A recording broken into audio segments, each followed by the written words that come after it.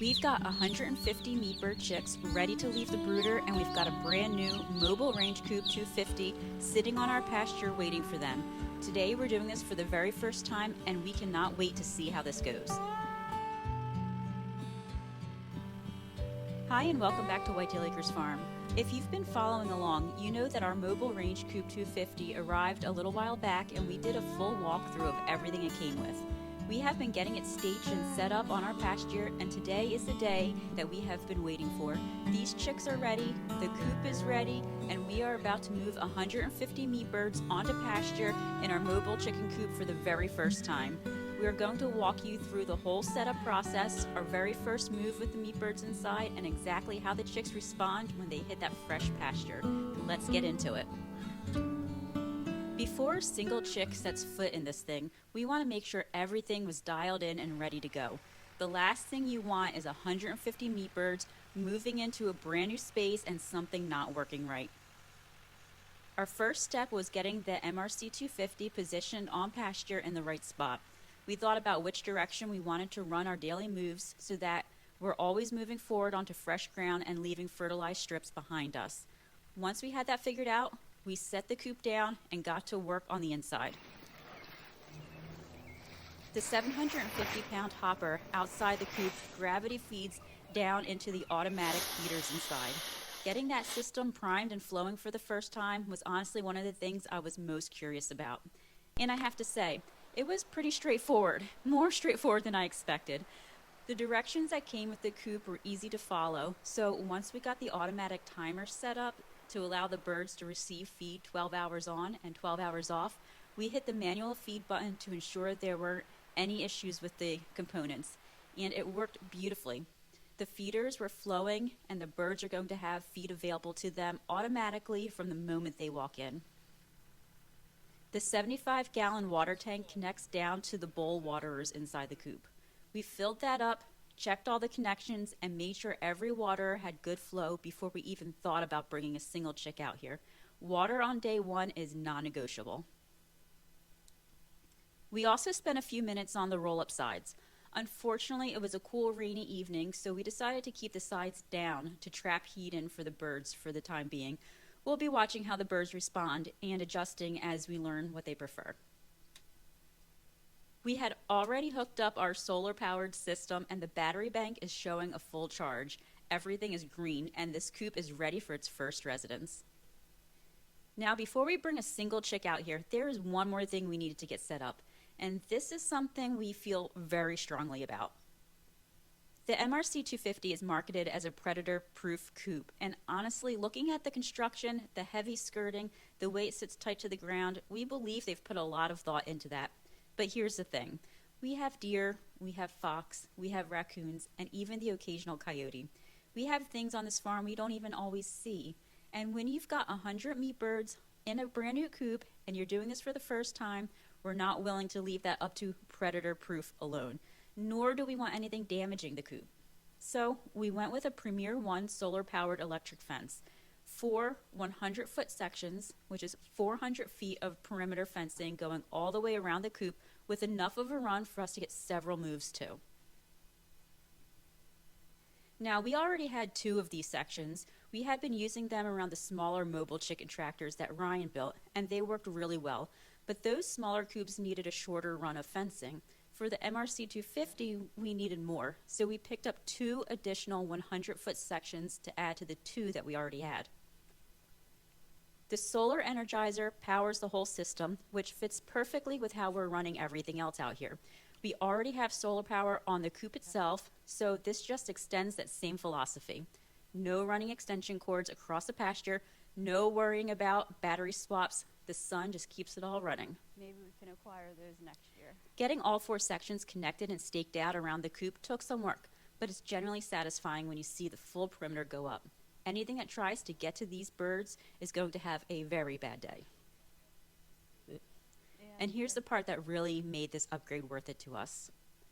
With our smaller coops, when we had just 2 sections of fencing, which is 200 feet, we would only get about 3 moves of the coop before we had to take the whole fencing down, move it forward, and reset it. 3 moves. That's every 3 days we are doing a full fence teardown and reset. on top of everything else with the farm. That adds up fast. But with 4 sections, 400 feet of fencing, we're estimating we'll get about 6 coop moves before we need to touch the fence. That means we should only have to do a full fence move about 5 or 6 times for the entire grow out from now until processing day. Think about what that means. Over the next 6 weeks or so, they will be out here. We will spend half as much time having to move fencing around the coop. Instead of resetting this fence every 3 days, we're doing it every 6. That is a significant chunk of labor saved across the whole season. And when you're running cattle, managing gardens, orchards, and hayfields, all at the same time, that time back in your day really matters. So yes, the coop may be predator proof, but we sleep better at night knowing there's 400 feet of solar electric fence standing between our birds and whatever is moving through those fields after dark.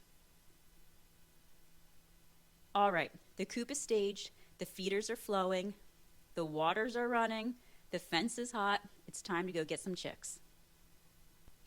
So let's go check on these birds one more time before we make the move. They've already gone through a real transformation. They're just about fully feathered out, they can regulate their own body temperature, and if you look in this brooder now, they have absolutely outgrown this space. You can just tell they are ready. They're active and curious, and honestly, they need way more room to do what chickens are designed to do. And out on pasture, they are going to get exactly that. We've raised brooder batches before and in smaller mobile coops that Ryan built, but this is our first time transitioning birds into the MRC 250. So we're paying close attention to how this goes because we want to get this transition right and because we have another 250 chicks coming later this summer. All right, it's move day. Let's do this. We took our time moving these birds out of the brooder and getting them settled into the MRC 250. With 150 chicks, you want to be calm and methodical about it. No rushing, no stress on the birds. We worked on 3 rounds of moving chicks from the brooder to our chicken crates, onto our golf cart, and across the farm into their new home, the mobile coop. For the most part, it was smooth, but we did have a couple, let's call them moments. During the first batch move, I was holding onto the chicken crates while Ryan was driving the golf cart, and then this happened. Oh, What's wrong? one just pooped all over my hand. You want to wipe it off? I'll just wait until we get there. Yes, a chicken decided to take a massive poop all over my hand. Lovely. But being around livestock every day, you're going to experience the unpleasant every now and then. Then, during the move of the second batch of birds, one of our chicken crates started falling apart. So we had to pause so Ryan could do some quick repair work to it. Thank goodness he's handy and flexible. But we decided it's probably about time to think about upgrading these crates. As we continue to expand our bird operation, we need to be able to rely on the crates. And then, the moment we had been waiting for. These chicks have never seen an open field before. They have never had grass under their feet. They have never had this much space or this much fresh air. And watching them figure it all out in real time, well, that's something really special. The first few minutes, a lot of them just stood there, taking it in, and then one of them pecked at the grass, and then another, and within a few minutes, a lot of them were scratching, and they were foraging, and they were figuring it out and doing exactly what chickens were built to do. I don't care how many times you see this happen, it never gets old. Now here's the part that we have really been curious about, making our first move with the birds inside. The whole premise of a mobile chicken coop is that you move it forward every day onto fresh ground. The chickens get new grass and bugs and forage every single morning. The ground behind them gets a dose of natural fertilizer and then gets to rest and recover. That is regenerative farming, working the way it's supposed to work. But actually doing that move with 150 live birds inside, well, that's a whole different story. Ryan walked the whole perimeter of the coop, checked the skirt, made sure everything was secure, and then brought the tractor around to hook up to the tongue. One of the things that surprised us when this coop first arrived was how manageable the weight is, around 1,700 pounds, even fully set up. Our John Deere handles it without even noticing. We may even see if our side-by-side gator can move it, and it just might. All right, first move with the birds. Let's see how they handle this. We went slow, deliberately slow. This is new for us and is new for the birds, and there's no reason to rush it. And here's what happened. Honestly, it was almost anticlimactic in the best way possible. The coop moved forward onto fresh ground, and the birds, with some nudging and encouragement, moved with it.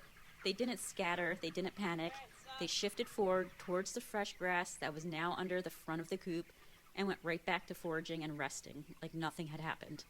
And that's exactly what this system is designed to do. And watching it work on our very first try, that was a really good feeling. Behind us, you can already see the first strip of work ground where the birds had been. That is going to now rest, and the grass is going to recover, and in a few weeks, the strip will be greener and healthier than it was before the birds even touched it. The whole move took only about 5 minutes from hitching up to unhitching and walking away. Once you've done it a few times, I imagine that could get even faster. But for the first time, we'll take it. We're a few hours into this now, and I want to give you our honest first impressions while everything is fresh.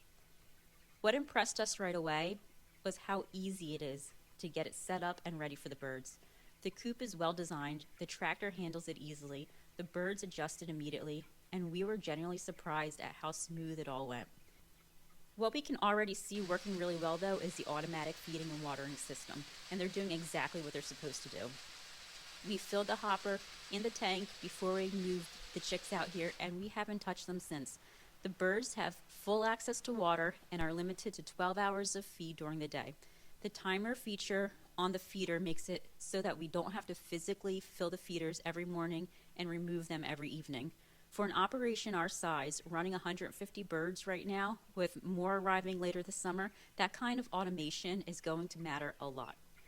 What we cannot wait to see is how these birds look in a few weeks. Pastured birds develop differently. The foraging, the movement, the fresh air. So we're looking forward to watching that transformation on the batch this year. There was a moment earlier in the afternoon when the sun was hitting the coop just right. The birds were spread out foraging, and Ryan and I just stood there watching for a minute. This is what we had built toward, a system that's good for the birds, good for the land, and actually manageable for a family farm that has 100 other things to take care of every single day. Cattle and gardens, orchards, hay fields. This operation does not stop. So having pastured poultry on a system that runs this efficiently on day one, it's exactly what we needed. We still have some learning to do. We'll tell you honestly, we are new to this specific setup and we are figuring it out as we go. But first impressions matter, and our first impressions of this system are really good. We are going to keep tracking this batch all the way through.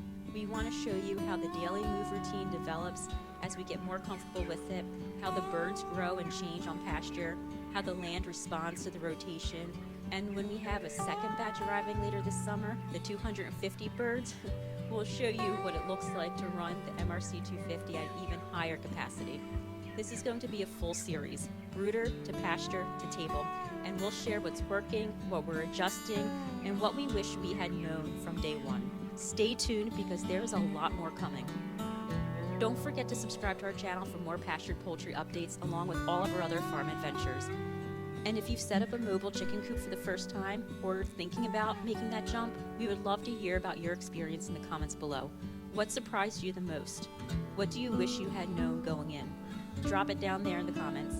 Thank you for watching, and we will see you on the next one.